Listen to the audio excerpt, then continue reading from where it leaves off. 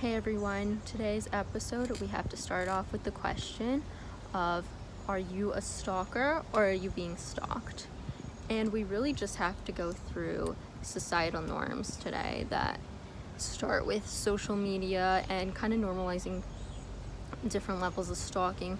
Of course, I think sometimes when we think of stalking, we think the automatic creep showing up to our house, showing up to our apartment, somebody following us.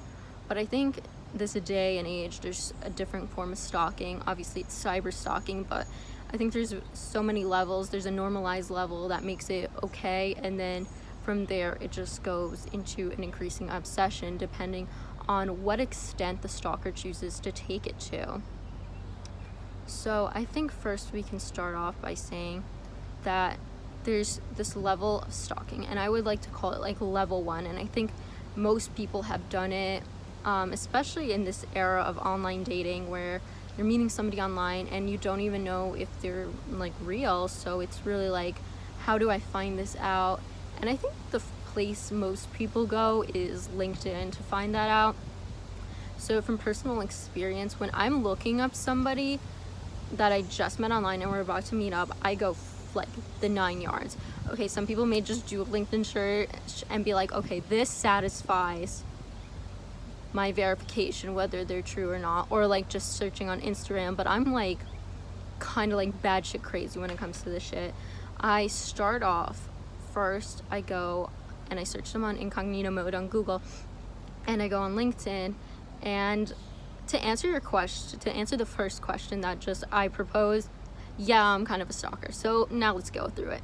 So I go on LinkedIn and I'm on incognito mode, and I'm like, okay, where did they go to high school? Like, do they have high school? What are they doing? Is there job verification? Like, most of the times on the profiles they'll put where they work. So I'm like, okay, is this true or is this not? Like, website, they're telling me one thing to sell themselves and they're doing another. So I feel like it's really hard to lie on LinkedIn. I mean, like, you can, but like, to me, like, that legitimizes this person. So from there, I take it to the next level, and if I find like an address, I'm Google mapping that thing. I'm just trying to find out where this person lives. And I mean, like, not in the sense like I'm actually gonna go and I'm like gonna show up to your house, like be scared. Like, it's more like in the sense like I need to know, like, is this person super safe, super legit? Are they telling me the whole truth? So I'm like, okay, they said they live here, it's verified. I'm like, I just don't want to be like, I'm showing up on the date and it's a different person, or it's like a catfish or something like that.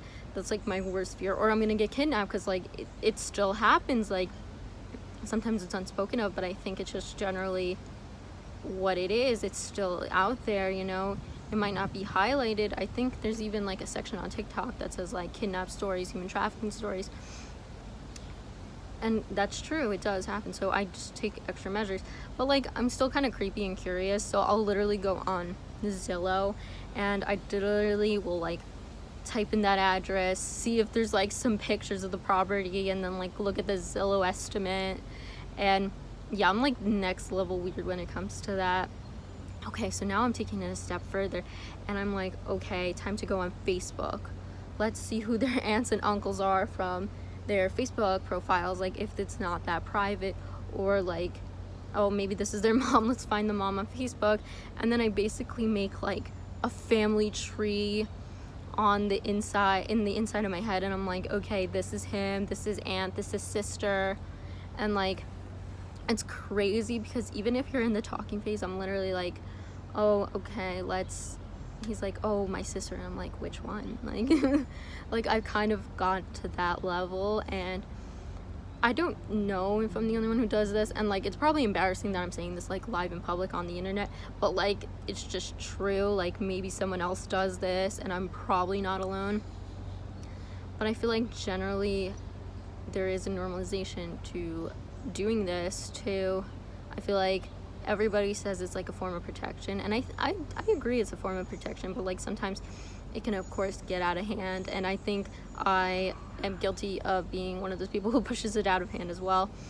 So then I think the next level of stalking is like you just met somebody and you're interested in them and you want to see where things go and you're planning on taking it to the next level. And you might be one of those people who is like, I'm gonna look up the ex, like who is he, who is she, who is they, like we're gonna see who this person is, like what they're about. And honestly, I'm not the type of person to do this. Actually, I'm really not. I don't like looking at things because I'm like, it's the past unless they bring it up. Then I'm like, okay, I'm curious, but I'm not going to do it. So we start off with this story that takes place in 2018, and one of my exes from like years ago, like 3 years ago, happened to go away to college and we didn't work out, and his new girlfriend goes and she looks at my Instagram and she requests me. I answer her request. I follow her back because I thought, okay, it's probably some girl who lives around like in the New York area, whatever, probably mutual friends, don't care. So I accept it and she starts liking my photos, and then she like did a bad job. I feel like if you're gonna do this, at least be like sly about it. Like, don't let anybody know, keep the shit under the radar, be good at it. Like, if you're gonna do these technical skills, at least make a fake account. Like, that's what I do. Like, I literally have a fake account dedicated to the freaking YouTuber Smosh, and I use that as like my creep account, but I don't anymore because I have no incentive to. But I'm just kind of like, okay, what is she doing? She's stalking my shit. Like, okay, maybe like get a hobby or something. Like, okay, I get it, I sound like I don't have a hobby, but at the same time, like, there's no point of dwelling on something in the past. Like, let's move on. And I think there's like this whole entire normalization around it, like, oh, you're just curious, so you should just look. But it depends on what extent you take it. I think just in general, everything, like just anything is about to what level are you going to take it next. And so she starts looking at my photos and she like likes the posts, like recent posts, and then I know she's stalking, like, because I think she accidentally liked a photo of an Applebee's cookie that I posted in 2014. I'm like, okay, that's like next level. I'm like, okay, be good about it, like do it good if you're gonna do it at all. And I'm like, okay,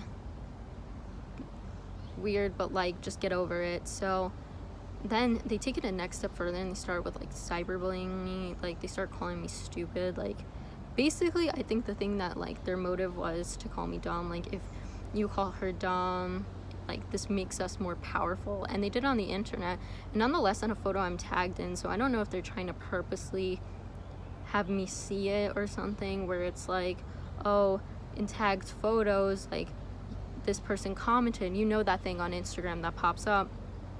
And I'm like, oh, okay. I'm like, thank you for talking behind me about my back when I have no relevance to your life, nor am I coming back to your life.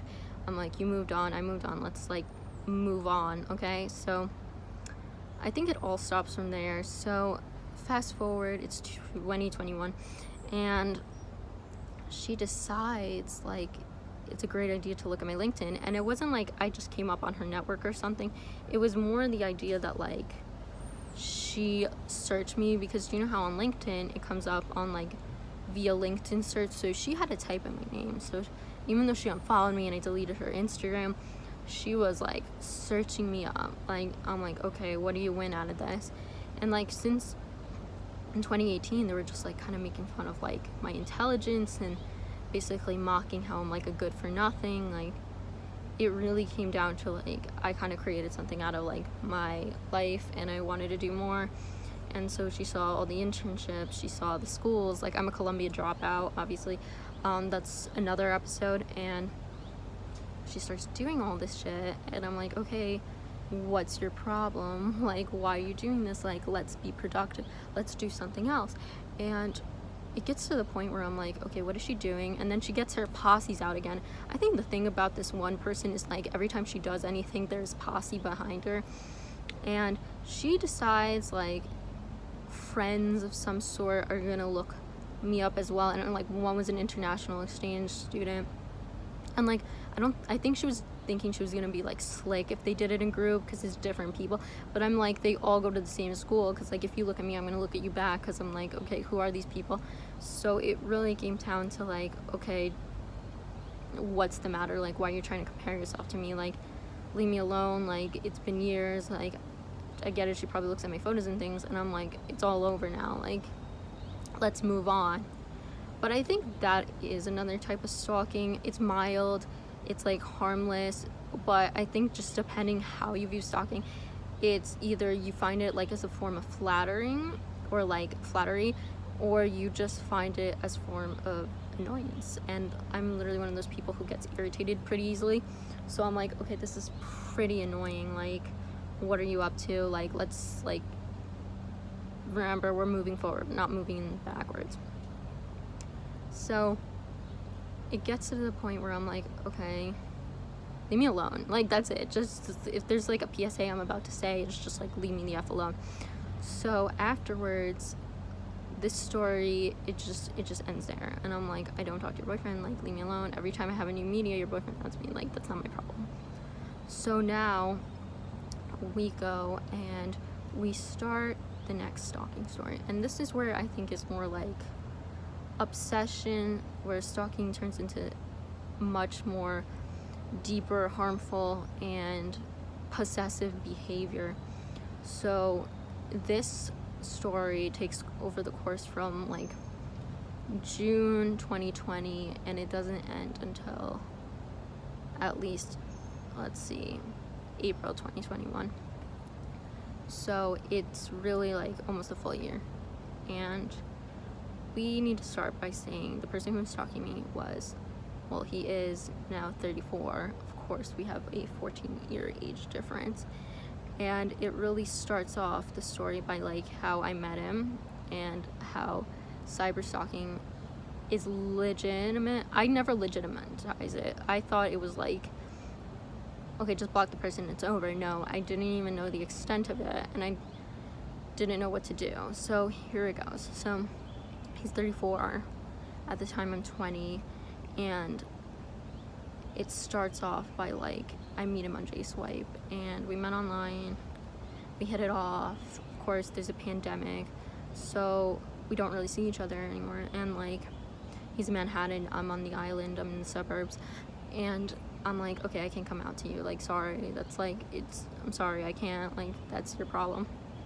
And I kind of we were just kind of FaceTiming every single day, and if I didn't answer, like, I could expect like 5 or 10 messages blowing up my phone, and it was really like something that was like, okay, we're not even a thing like anymore, like, what are you doing, like, what is this?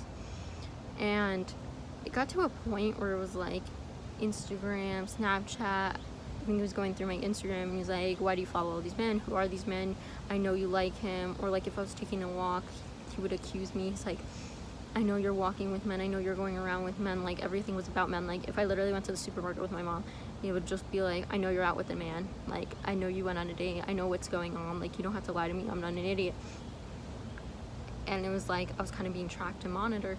And on top of that, like, he asked me, he's like, where do you live? And I was like, okay, he knows what town I'm from, because I think everybody always asks, where are you from, what town are you from?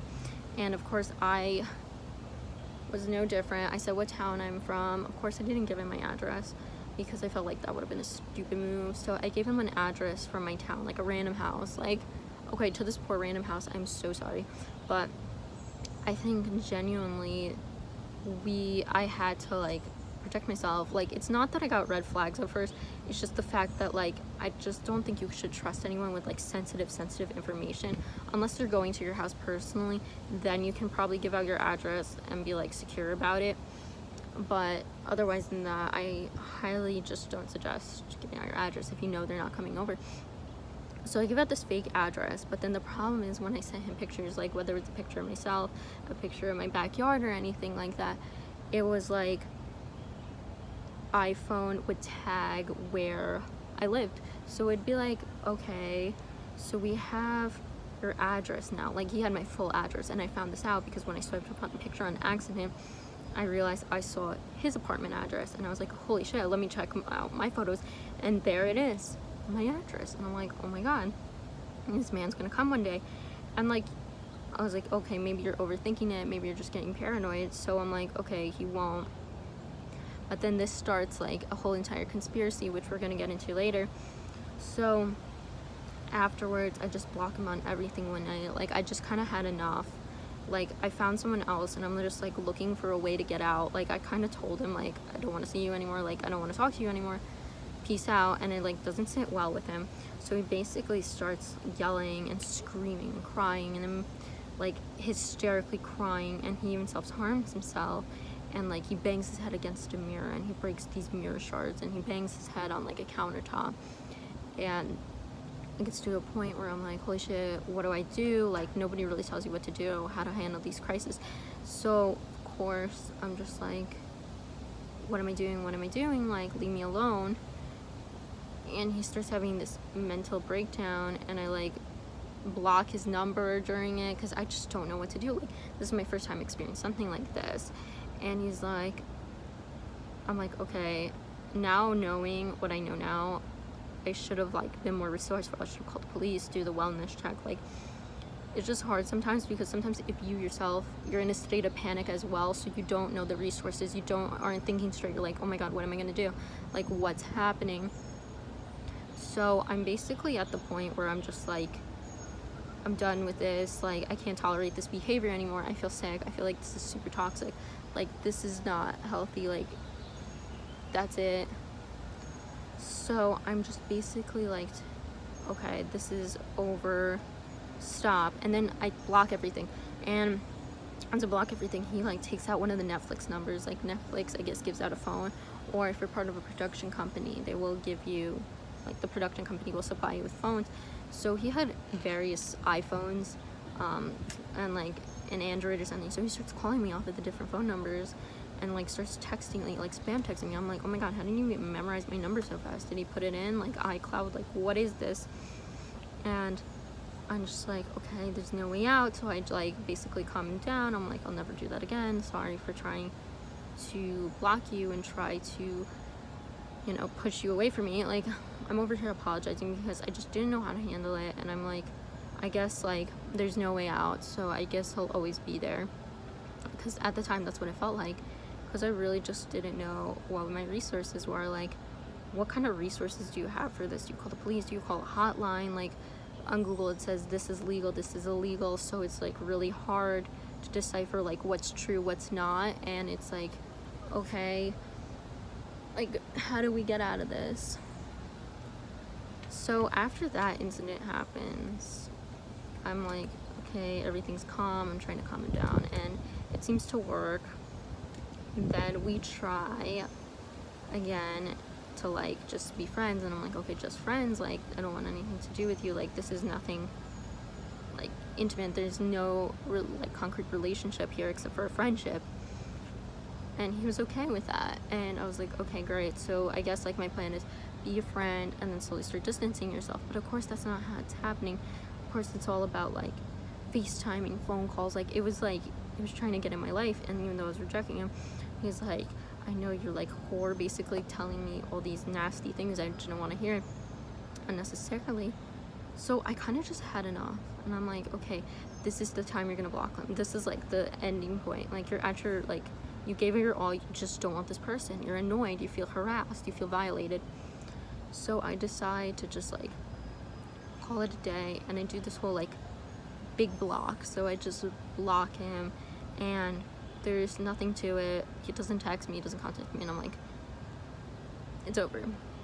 Like, I survived this, we're good, let's move on. So I continue on with my day, and it's like I fall asleep and I wake up like 1 o'clock, 2 o'clock. I'm the type of person who takes a nap at 10 and wakes up at 1 and then goes back to sleep half an hour later. And he sent me a message. I realized I blocked him on Snapchat, I blocked him on Instagram, I blocked him on text messages, all the numbers I can possibly block. And this is what happens. He sends me a message, and it sounded like he was it was like a suicide threat or something. He's like, you killed me on the inside, may God save you, I hope you grow up, something around those lines. And then he proceeded to block me on LinkedIn, and I'm like, okay, why are you doing that? Like, I just don't know what's going on. And I'm at the point where I'm like, okay, whatever he's saying, like, I don't mind, like, just take it as is, this is what you're thinking, like, okay, bye, like, you have no relevance to me anymore. So at this point, I'm just like, okay, this is done with, but it wasn't over at all. So this few weeks later, this is July, and now we're in like late July, early August, and I am going to get my haircut. I leave the haircut place, and I notice my Twitter is hacked, and I notice there's credit card charges, and my bank accounts is starting to get like liquidated, and I'm like, oh my god, what is happening? I'm under a cyber attack. And it was all happening at the same time. And the thing is that I posted an Instagram story that day as well, and he viewed it that at the same hour. This is the speculation, this is conspiracy, obviously we can't prove this, and he viewed it at the same hour. But like, what I think is the factor that kind of says like, oh, this is connected to him, is the fact that the credit card charge was for an Uber. Like, somebody's sending someone in a car, and they're going somewhere, and they spent money on my card, and it's in LA. And the whole thing is like, his parents, his mother and father, they both lived in LA. So I'm like, okay, this just can't be a coincidence. He's sending his parents in an Uber somewhere.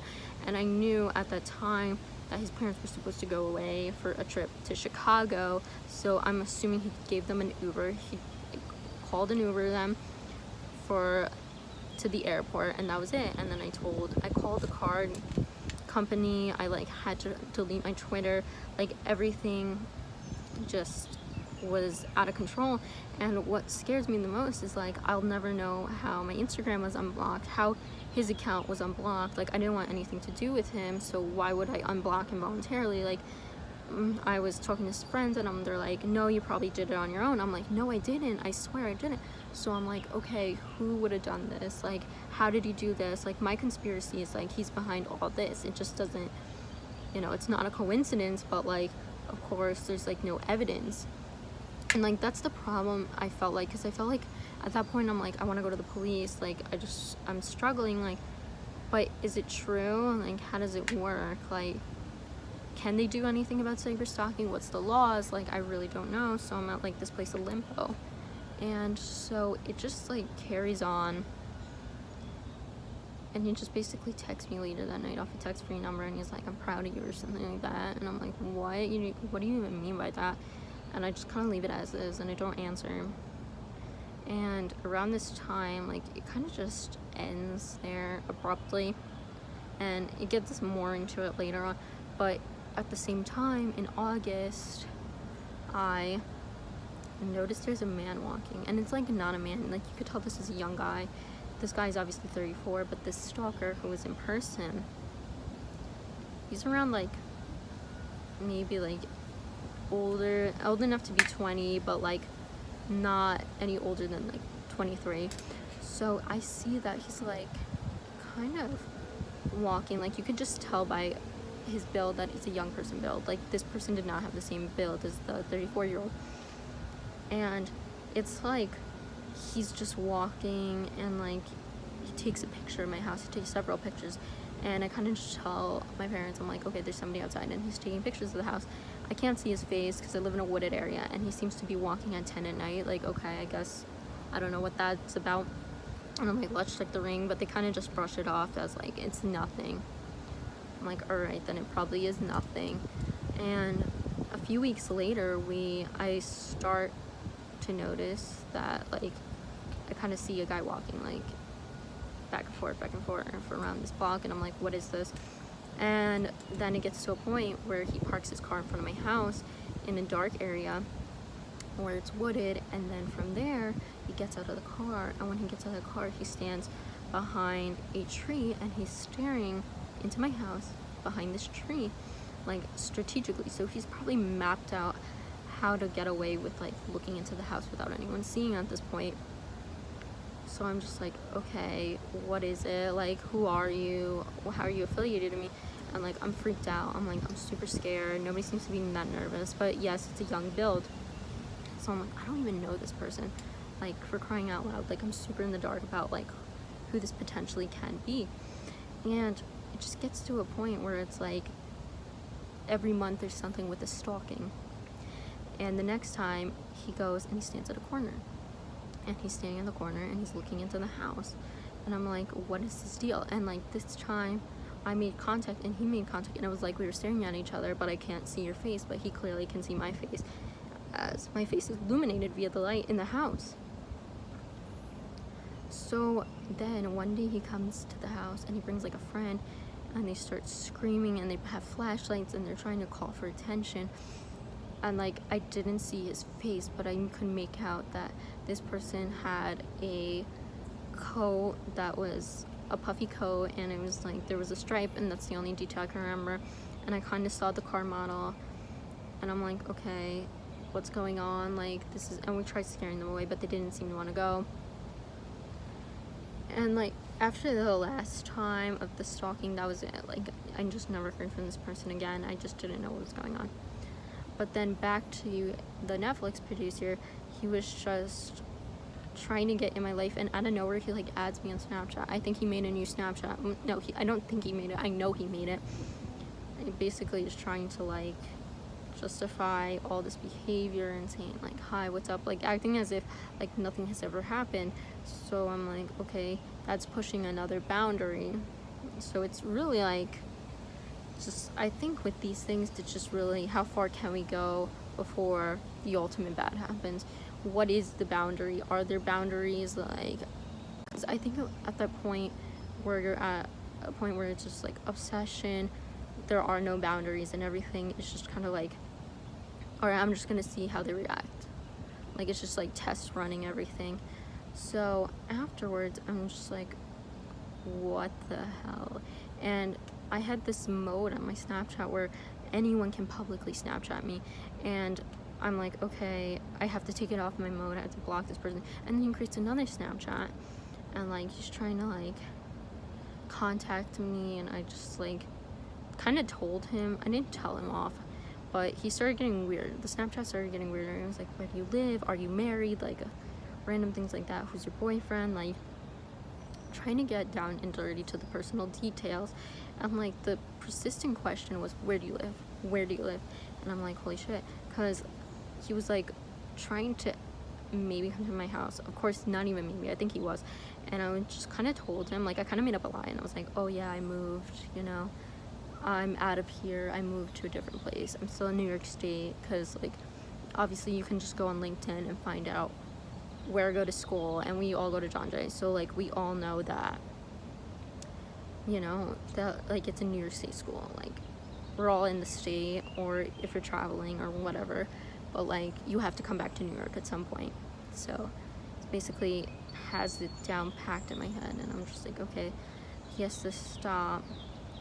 So like, for a time period he does stop, and it comes around to his birthday, and he's like, I'm crying because I wish you were on my birthday, how dare you betrayed me to be with somebody else, like some crazy stuff. And like, honestly, by the time May hit, I just kind of like get so fed up. I have to do the re-blocking process, because it feels like every time I block, it seems like he comes back. And there's just like, I just think really the boundary is that it never goes anywhere. It just seems to be like, this is always going to be a constant problem, this is always going to be a pest in my life. Really, it is. So also, in general, I feel like it's kind of like normalized levels of stalking. Like, our media perception creates us to be obsessed with people, look in the lives of others, and that's how I think it like develops these like interest in somebody and what they're doing, kind of following their motives. It's like when you follow a vlogger around, like, you want to see in their life, and I think people who don't want to be seen into their life or known about their life, it should be respected, but of course it's not, and that's when people take it to the extreme. And I think it goes in hand as well, like how we kind of normalize it, how we accept it, how we're like, okay, it's cool that, you know, you have a stalker, it's flattering, it's sweet, but like at the same time, it's like, I don't want this, like, this is not how life should be. Like, I shouldn't live in fear, I shouldn't live like, when is this gonna happen again? And like, regarding the Netflix producer problem, I think in general, like, it's just something I just have to deal with until like one day it's just all over, he moves on and to his next prey, and it's it. And I like never hope that once I get back into Manhattan, like, he will find me or find my location or find out that I left Colombia, because at the time he knew. I never even told him I was transferring to Colombia. So I transferred to Columbia, and then like he told me, like, I know you're transferring new schools, so maybe he thinks I'll still go there, and what happens if she shows up there, or if he finds out I go to John Jay still, and he'll like, you know, continue to show up there. I just don't know what to do. Like, I'm just kind of at that point, like, kind of have to play by ear. Let's just see where it goes. But like, generally, we shouldn't glamorize stalking. A lot of movies do glamorize it. They're like, it's cute to do the drive-bys. It's cute that like, oh, it's like a little crush, but it really isn't. It's really something more invasive and personal. And that's why I think like cyber stalking as well shouldn't be glamorized. And it's like, it's just as bad as real life stalking. And I feel like just really we have to like realize that it shouldn't be normalized. It's not cool. Like, there's boundaries that shouldn't be crossed in the cyber world, and it's just like, it does take a toll on you, like your mental health. And it's the same thing for each one, whether it's within your like realm of social media, or whether it's like in person. Just really like, it shouldn't be up where it's like every single point of the day you feel that your life is threatened by somebody you don't even know, or you're out to be threatened. Like, no, everyone should feel safe. And that's why I think like cyber stalking should just really be talked about more often, especially today, you know, with everything remote. So I'm gonna end it there. So thank you guys for listening, and thank you guys for watching. If you want to follow me on Instagram, I don't use that shit. I only have like 100 followers. That's cool, but thank you so much for watching, and thank you so much for tuning in, and I'll see you guys next episode.